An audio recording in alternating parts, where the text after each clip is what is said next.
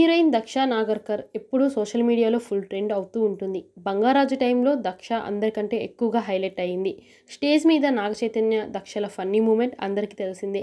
ఈ భామకు నెట్టింట్లో మంచి క్రేజ్ ఉంది. హుషారు, రావణాసుర, జాంబిరెడ్డి వంటి చిత్రాలతో మంచి గుర్తింపు వచ్చింది.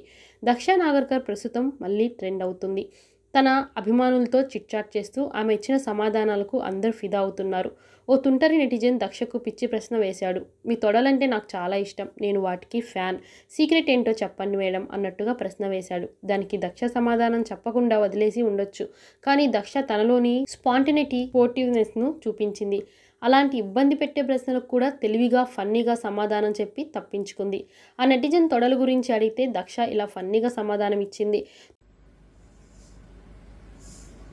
Because I eat masala vadalu. Because I eat masala vadalu. తొడలు ఎందుకు బాగున్నాయంటే నేను మసాలా వడలు తింటాను కాబట్టి అని నవ్వేసింది.